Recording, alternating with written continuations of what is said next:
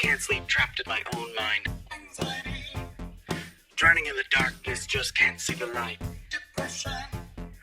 Doubtful, insecure, can I really do this? Imposter syndrome.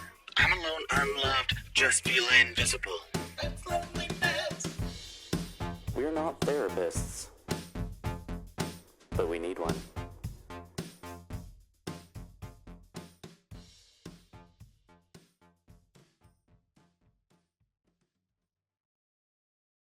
Hello, and welcome to We're Not Therapists, but we need one.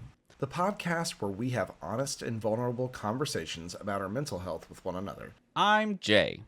And I'm Anthony, and neither of us are therapists. But we're trying to help ourselves and each other by sharing our experiences and feelings.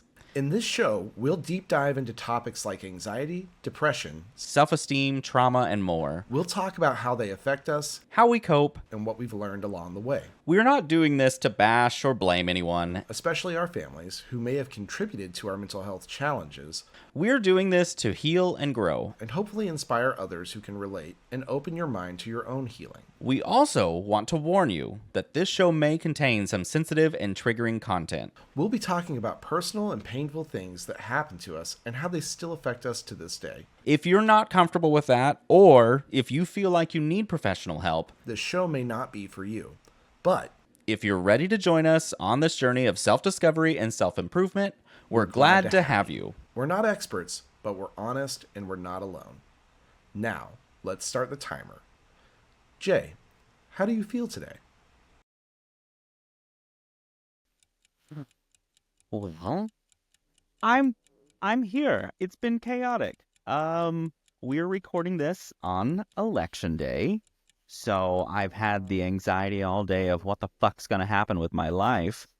And yeah, and then right before we started this, I got a lovely phone call from the cars shop, the dealership, telling me that my 3-year-old car with 50,000 miles needs a new transmission because I bought the only Toyota that apparently has a big mechanical issue. So for some reason, my specific model has this issue that's been common within the last year or so.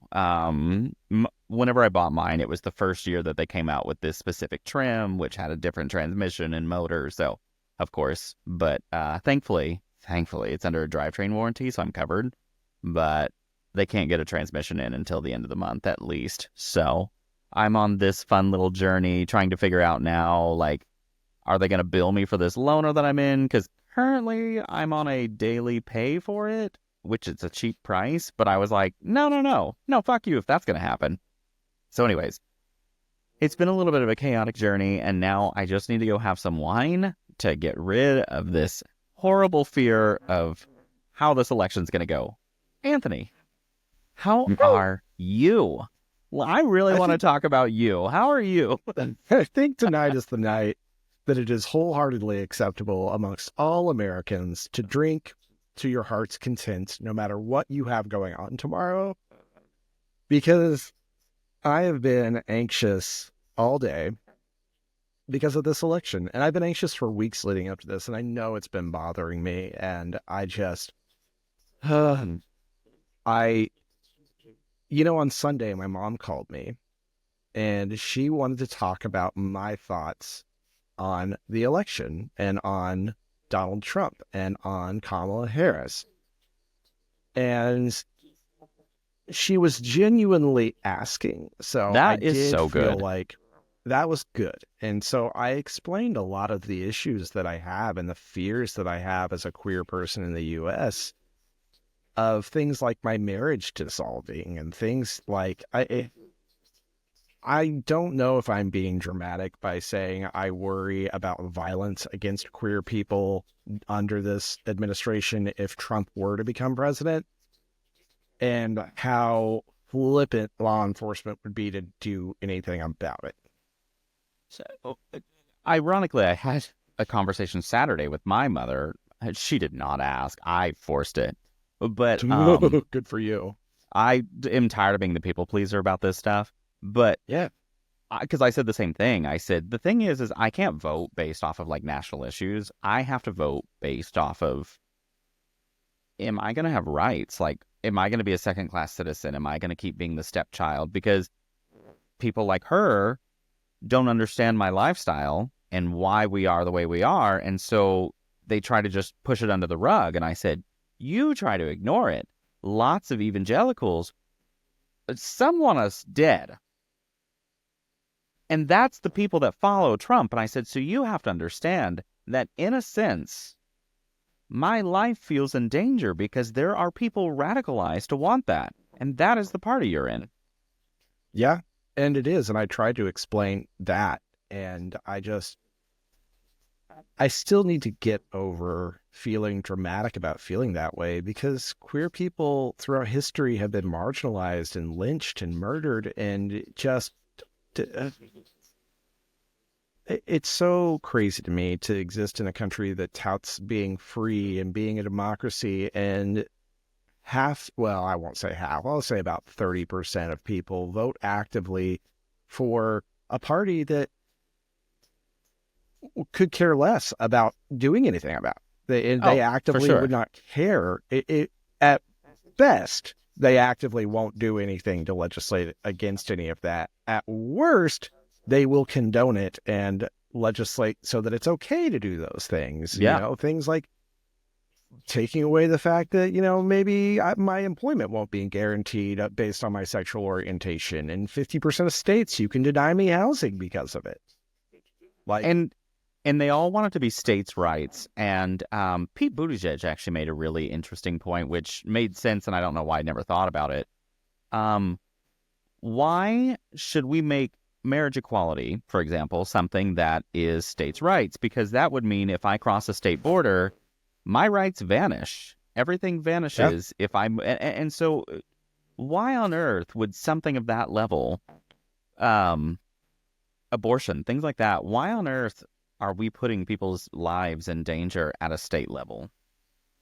It goes down to Republicans always touting states' rights as part of their platform. And I think it makes sense for certain things like, a tax utilization and things like that, but it doesn't make sense for social issues like that. It doesn't make sense for medical issues like that. It doesn't.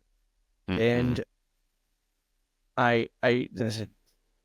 it is easier for some people to campaign on platforms of marginalization than actually having to do things like express what their tax plans are, or tell people how they're going to use public funds or shift tax dollars to close the deficit. And that is also partially due to the fact that the average voter doesn't understand any of that. So that actually, Saturday, whenever I forced Mom into it, I said, okay, based off your complaints, what is wrong with the nation that you have to vote that party? And she went down this 15-minute spiel of every high-level talking point that party is talking about. Economy, border, kids getting raped by people coming over from the border, all this stuff. And it was 15 minutes maybe a little long, but it was very graphic at some points about the things that they're pissed about the border. And I finally was like, all right, let's go back to the beginning and talk about the economy. What's wrong with the economy? And so making her go down this, she's like, inflation, it's out of control. And I said, the global issue of inflation is a Democrat's problem. So I started asking those things. And I said, also, the global issue that the United States is one of the lowest inflation rates. In the global issue of inflation caused by COVID, and I went down this entire spiel and I said, all of that is Joe Biden's fault. When it all was triggered under the Donald Trump regime. And so then of course we had to steer away into something else because I don't know, our opinions don't align. And I said, we're not talking opinions, we're talking facts. Our facts don't align. You are making up facts. I'm giving you facts. I feel like that is such a common thing for having these political conversations with people who are Trump supporters, because everything they talk about is so surface level. And you're right. They're like speaker boxes for Fox News. It's like Yeah, January Fox 6th. News poured themselves into that person's head, and that's the only thing they know about. And January 6th, the cops let them in. And I'm like, so the are cops fuck? good or bad? Just So do you back the blue or not? Like, I'm confused because you guys have this agenda that you spew out. And I mean, sorry, I interrupted just to be like, this is something that I'm here all the time. And I don't, it's like confusing because I'm like, am I delusional? Am I brainwashed? Because how are we so different in our thought processes? well, and that's just it.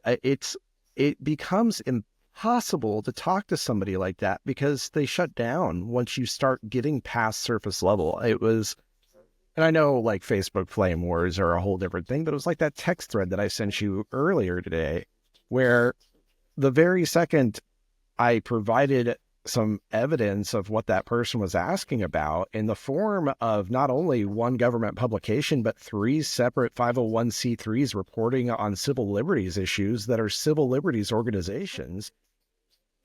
We don't want to talk about it anymore.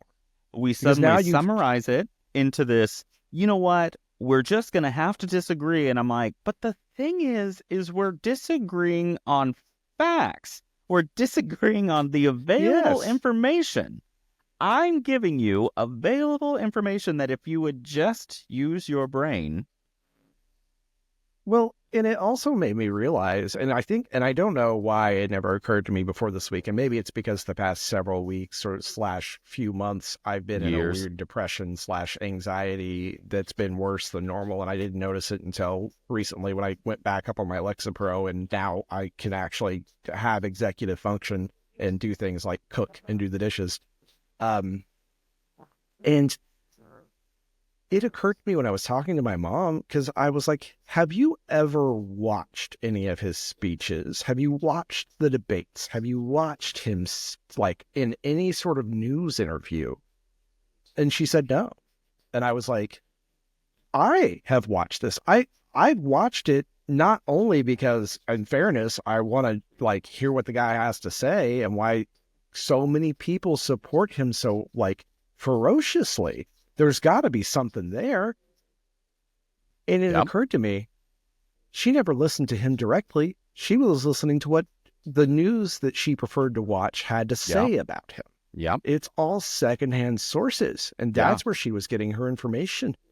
And it blew my mind because I was like, oh, so you really are not going to even do this. You're only going to trust these very specific news outlets. What blew my mind was my mom kept saying, your relatives and my friends all around here, we all listen to the same things and we agree. And I'm like, I don't get how that is a valid argument.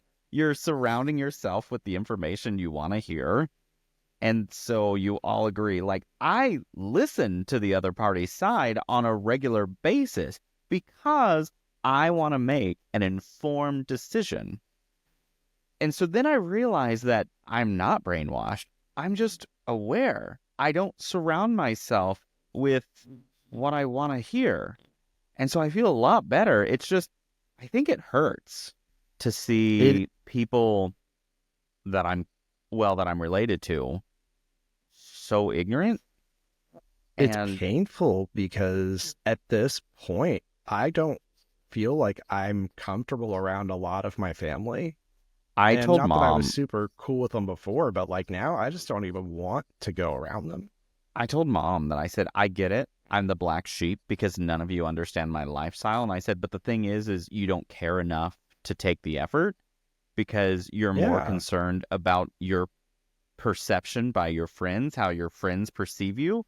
And so if you ignore my sexuality, it makes you feel more comfortable. And I'm like, and I think that's what bothers me the most is that you actively choose not to see who I am. And then that And makes you vote trust, this way, and that makes you go down this path. That makes you can't stray away from your friends or your family because you don't like being criticized. well, and then on top of that, it's the pain of having your parents and family members trust a random news, not even news. Let's not call Fox News news. Let's call it what it is. It's an Or entertainment channel. It's not a Newsmax. real news outlet. And one of their pundits, who people confuse with people who are delivering news, these are not journalists. These are people who are just expressing their opinions. You're going to take that person's thoughts on the LGBTQIA community over my lived experiences. Like, and that is such a disrespect to say, I don't give a shit what your lived experiences are. I don't care what you have to say about this issue that affects you. I'm going to listen to Tucker fucking Carlson. And it's so painful, and I'm struggling with it extra this week because I know that my grandmother is voting for Trump, and I love her to death, and I don't want to disconnect from that relationship. But it's also so hard to feel like we just have completely different, we're just in completely different mindsets about the well-being of humans. And I Yeah. know she's an empathetic person, but she's let this con man, the snake oil salesman, convince her that immigrants aren't people, that convince her that transgender people aren't human. And which is crazy to me because my niece who lives with her has a trans friend, and she does well with giving their pronouns and their chosen name. And I'm just like, but don't you see what this party is trying to do to that community? When really they just want to be left alone and let them live. Yeah. And this was another thing I was explaining to my mom because she was talking about exactly what your mom was saying. I mean, it's word for word at this point where they're talking about people crossing the border and raping kids. And I had to explain to her that statistics on these things exist. And you can look it up and find out that rape against children 9 times out of 10 happens from a family member or at Or a least someone church. they know. And or a church or a close family friend. Like, these are the people that are really committing rape. We have a bigger issue with our social structures and giving places of power to people and implicit trust to them. And you're letting people gaslight you into believing that asylum seekers are coming over here illegally just to rape people. Like, there's nobody to rape in their own countries. Yeah. Like, these are people who are trying to escape horrible Cartel. situations. Yeah, they're trying to get up here to escape drug cartels, to escape everyday violence. They're trying to get a better life for them and their families. And it's completely legal to seek asylum in the U.S. Like, they don't cross the border illegally. They're coming over as asylum seekers, and that is legal. That's when they start the process of becoming a U.S. citizen. That's when they start and they've just let themselves be lied to and convinced of all these things that are just not true and statistically not true. It's not like it's conjecture. It's just, there's data. We have data. We can look at the numbers and tell you what's happening, and you still won't believe it because you've let those same politicians convince you that anything that goes against what they're saying is a lie. Well, and so can't then be trusted. It's that I'm like, you're just naive and stupid now, on top of your lack of support for me as your son in person because you don't agree, you don't understand me. Like, for a long time I was struggling with that because I was like, well, I still need to be nice because they're my family. And I finally have just hit this switch where I'm like, no, I don't have to. I am a living, breathing human being that deserves unconditional love. And if you're not going to give it to me based off of your own ignorant biases, why am I supposed to cater to you? Why do I need to drive up for holidays? And I've owned that house that's for sale now for over 9 years, and they have been in that house for a maximum of 2 hours. They never drive down to visit me.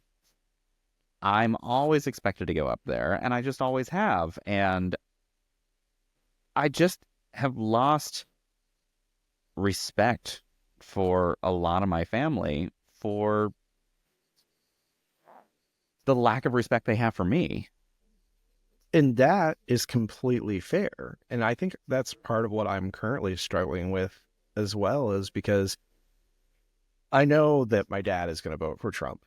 And he and I already have this weird, like, relationship where I have been trying to put a little bit more of an effort in because it feels like he's trying to put a little more of an effort in. But I think it's because he's starting to get a gauge on his mortality. He's had a heart attack. He still struggles with heart issues. And it's all because he's like a heavy smoker and drinker and works himself into the ground every day. Like, he's going in 12 hours a day, 5 days a week, if not more than that. And I know that he wants to try to have a relationship, but at the same time, I don't know that it is fair to ask that of me, to say, I will continue to vote for people who actively want you dead, or in the very least, want to deny you things like equality and equal marriage, and like, would, if they could overfell, they would do it. And then I wouldn't be married anymore legally. I wouldn't be viewed in the eyes of this free and democratic country as equal. I would be a domestic partner or whatever, but we wouldn't have the same legal rights that married couples have. And it's I'm not like, fair to ask that of me. And at some point, I'm sorry, like, go ahead. No, I keep trying to interrupt. I'm sorry. No, but I'm you're like, fine. you would allow it to happen because you're disgusted by a part of me. Yeah. And you don't respect me. Why am I supposed to respect you? And at this point, I don't even think it's for him. I don't think, queer people are even an issue. It's just, it's this blind party loyalty to people that do actively hate me because of who I am. They've never met me before and they already hate me. And it's that loyalty to that party over loyalty to who I am as a person. Yeah. That is so fucking hurtful. And it just, man, I don't know why it's getting me so much today. Ooh, is that a tear I feel? Holy fuck. It's not quite. Lean into the camera. Still pretty dry. I need evidence. We'll see if it happens. We got 9 minutes of this left. So I don't know. I feel like since my breakup, I've actually gained this just bubbling up of confidence and self-worth. And it's not like he kept that down in any way. It was kind of this realization that what I was trying to hold together just wasn't going to work for us anymore. And I realized how deserving I am of things. And it's just kind of put me in this pattern where I'm like, no, I deserve more from the people I love. And my family doesn't give me that. And it was kind of heartbreaking to recognize that I'm like, the people that are supposed to be your most unconditional loving are probably the ones that treat you the worst out of everyone you are close with. It's very conditional. And I told my mom on Sunday, I was like, look, I know who all in the family is voting for Trump. I know it because it's everyone but me and my niece.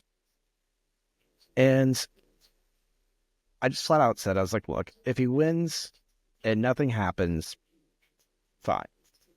But if he wins and what I suspect happens will happen, or what I suspect will happen happens, which is he starts drastically trying to control and legislate against minorities and women, I'm not going to talk to any of you ever again. And I mean, never. I mean, I will never talk to you on the phone. I will never answer your phone call when I move out of this house and move away to a different state, because that's the only way I'll feel safe.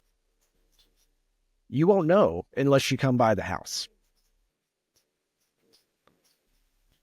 Yeah. And It's, I know that sounds shitty and terrible, but I can't anymore, because it's not a difference of opinions. It's not a difference of who's got a better tax plan or who wants to expand the military. It's life or death for people at this point. there's a percentage of the United States of people living as citizens in the United States that are heavily impacted. And so my thing is I'm like, if I lose rights, you completely lose me. If I don't lose rights, you've still lost a part of me. You are Lost my not respect. ever going to get the me back until you come to terms with the fact that, one, you voted, which I will never forget this TikTok that I saw. You voted for a man that's endorsed by the Ku Klux Klan. Yep. You voted for a man that has raped women. Yep. Yet you're anti-immigrants raping, whatever. The fucking irony here. I know. And then you voted against me. Yeah. And I can't forget that. I can't brush that stuff off anymore, because to me that's a disrespect to me as a person Yeah. And it's and just as your family member. Yeah, it's just, yeah, it's super hurtful. And I'm tired. I'm so fucking sick of it. I'm tired of having to have that be a stressor in my life. Yeah. Why do I have to stress about that shit when you're fucking worried about amorphous ideas that some idiot's talking to you about? Well, and things that you're never, ever going to be impacted by. Ever. No. If you don't like gay marriage, great. Don't get gay married. It's Then if never somebody- going to impact you. If a gay guy asks to marry you, decline it. Just say no thanks. Now you don't have to get gay married. That's the Unless worst you're a woman. that's ever going to Because happen then to if you say yes, you've tricked that gay guy into getting into a straight marriage. Oh. Maybe he'll churn for you. You can flip them, you little spatula, you. Extreme Makeover Gay Edition. Actually, We'll that save should that probably be for a the commercial for the other podcast, show. Yeah. But yeah, it's baffling to me, because this is all ideological and amorphous, and it's vapor to them. And it's real and tangible to me, and they don't get it. And I think it's the unwillingness to even take an extra step to learn and to do better that just hurts the most, because I'm your child, I'm your family, I'm your nephew, I'm your cousin, and you can't be bothered. So I don't know why I want to keep wasting my time on you. I only get so much time on this earth, and I'm not going to spend it around shitty people who don't really care for me. The thing is I also keep seeing this thing where people are like, he talks about it, but that's just what politicians do. They talk about taking away these things, but he's never going to have the power to do that. And I'm like, that's exactly what was said about Roe v. Wade. Yeah. And that douchebag got all the proper things to work for him and took it away. You think that he's not going to manipulate his fucking power to get what he wants? They vote for him on the Supreme Court votes in favor of him all the fucking time. For whatever he wants. For what he wants. Look at the immunity. What makes you think we're safe? Because you don't experience this life. And it's so fucking stressful. And we have to carry it around every day. It's like, it's why every queer person has some sort of mental health issue, I swear. Because we have to carry the weight of this at all times. And it just never shuts off. It's always there. It's this low background buzz. And I don't understand why they think that he's not going to do the things he says when they always go on about he says what he means. if he's saying what he means, when people tell you who they are, listen, right? And this guy has shown you exactly who he is. All you got to do is watch him. You don't have to listen to the news. You can just watch the guy and see what he is. God, and even trying to like look over the complete chaos that comes out of his mouth. I mean, just he says awful shit. He's a fucking piece of trash, and he's a horrible human. I don't understand how this is even a close election. That's what bothers me so much. We almost impeached a guy because he got his dick sucked in the Oval Office. No, we did it for perjury, but still. And But he now- deserved it for perjury. But now, if Bill Clinton had done that and been president in this day and age, he could have just exonerated himself. I mean, and the party that's against sexual favors and sexual abuse and things like that is now the party just like, this guy's with God.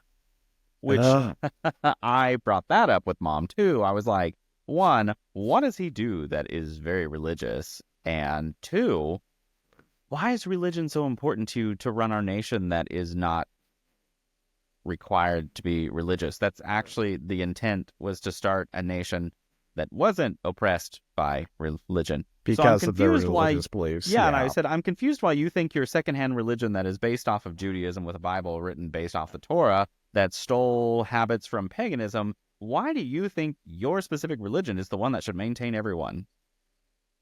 Well, it's because they Americanized God. Yeah, and I told her, I said, you guys, that threw Mom off. She's like, I disagree with you. And I said, I don't know why you disagree with facts. It's just the fucking truth. It's not Why? even objectively an opinion. Just because you don't like the facts doesn't mean you can disagree with them. They're facts. Your religion is an afterthought religion of all these other religions combined. Which is 100% true. It's just historical data. And then you treat the Bible exactly like that, where you pick and choose what you want to do. Well, That sucks. we're out of time. So we'll have to pick this up next time. And we're out of time. Thank you for joining us today on our show. As you can see, therapy is not always easy, but it can be very rewarding and healing. If you want to follow our journey and see how we progress, tune in next episode for the continuation of We're Not Therapists, but We Need One. Join us on our socials, TikTok, Facebook, Threads, and Instagram, and email us at nopenotttherapists@gmail.com. That's NOPENOTTHERAPISTS We would love to hear your thoughts on our journey, or any questions you have that we can help answer. Until then, Stay safe. mental health is a serious and important issue that affects millions of people around the world. If you or someone you know is struggling with depression, anxiety, trauma, or have any other mental health conditions, you're not alone, and there is help available. You don't have to suffer in silence or feel ashamed of your feelings. There are many resources and support networks that can help you cope and heal. Here are just a few. The Crisis Text Line, which is a 24/7 service that connects you to trained crisis counselors who can help you with any type of emotional crisis. You can text HOME to 741-741 in the US or Canada, or 85258 in the UK, or 50808 in Ireland. You can also visit crisistextline.org for more information. The National Suicide Prevention Lifeline, which is a 24/7 service that provides free and confidential support for people in distress, as well as prevention and crisis resources. You can call them at 1-800-273-8255 or chat online at suicidepreventionlifeline.org. The Headspace app, which is a meditation and mindfulness app that can help you reduce stress, improve your mood, and enhance your well-being. The app offers guided meditations, breathing exercises, sleep sounds, and other tools that can help you relax and cope with your emotions. You can download the app for free and try it for 10 days or subscribe for unlimited access to all features. You can find the app on the App Store or Google Play, or visit headspace.com for more information. These are just some of the resources that we have found helpful, but there are many more out there that can suit your needs or preferences. The most important thing is to reach out for help when you need it, and to know that you are not alone. Mental health is not a weakness, but a strength, and taking care of it is one of the best things you can do for yourself and your loved ones. Until next time,